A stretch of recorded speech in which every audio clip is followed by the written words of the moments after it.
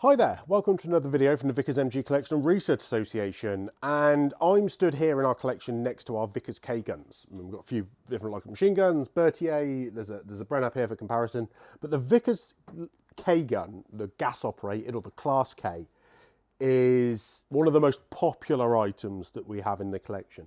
And the video that we have about it already is one of the most popular videos. And why? Well, because they've got a bit of a elite ring to them.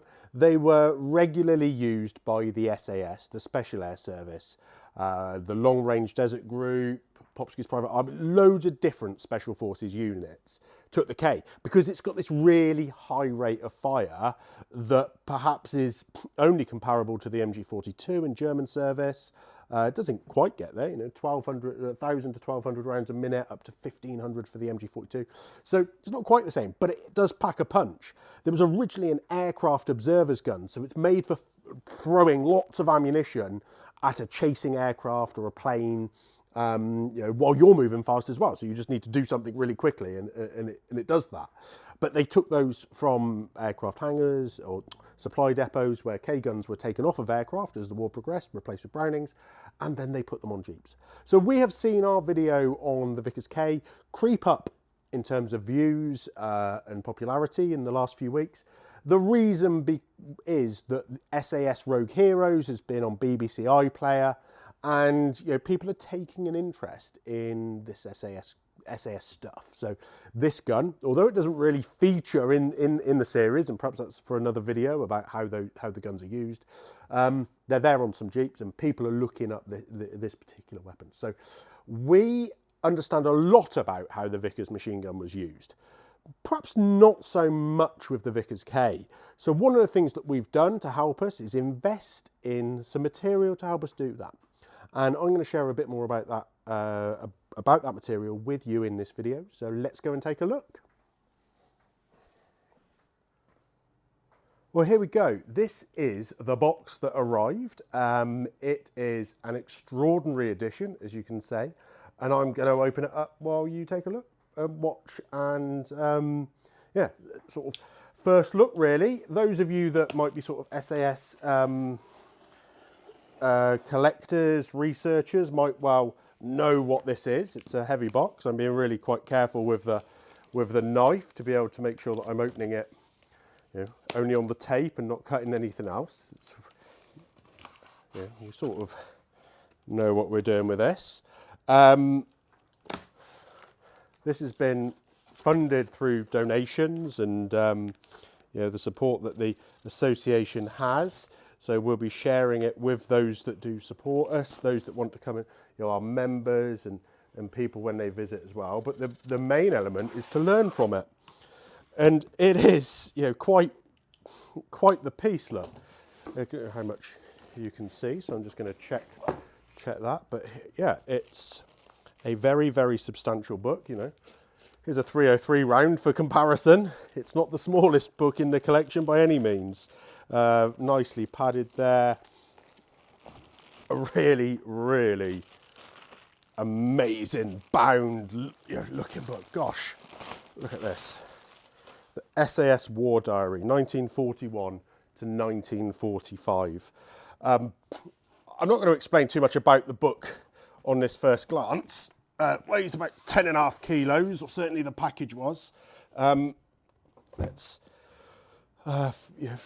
Wow, leather bound, birth, growth and maturity of the 1st SAS Regiment.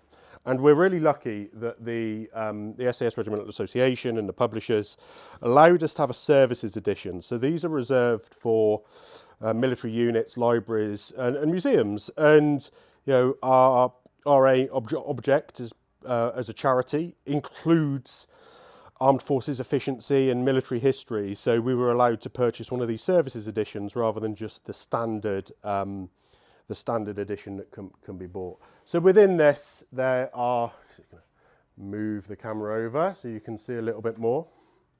We won't share too much. You might be interested in purchasing one. Excuse me. Ooh, wibble wobble. don't want to spoil it as well. Now, why have we bought it? We want to understand quite a lot about the SAS and their particular use of the K, and I'm just going to flick through some of the material that it's got in here. You know, it was compiled at the end of the Second World War with lots and lots of information that was only available within the unit at that time. And the original piece is a bound volume in some binders that they found in Germany or something. And it includes lots of the operational orders, etc., maps here, and it's all been rebound into this one big volume that we can start to look through. Great to see some Royal Northumberland Fusiliers getting a mention in there. I don't even know which section I'm in. Look, Bagnara,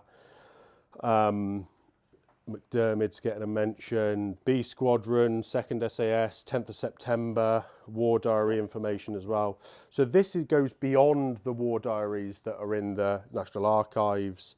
It starts to talk in a lot more detail about, you know, and provides the operational orders that aren't in there as well. So you say it will help us provide context, Operation Gain, being mentioned here, provide context to how the SAS were using their Vickers Ks. You know, we've got one here mounted on the Jeep, two on the front there with a nice big searchlight in front. And that's really important. The context of how these firearms are used is as important as the technical information about the firearms themselves.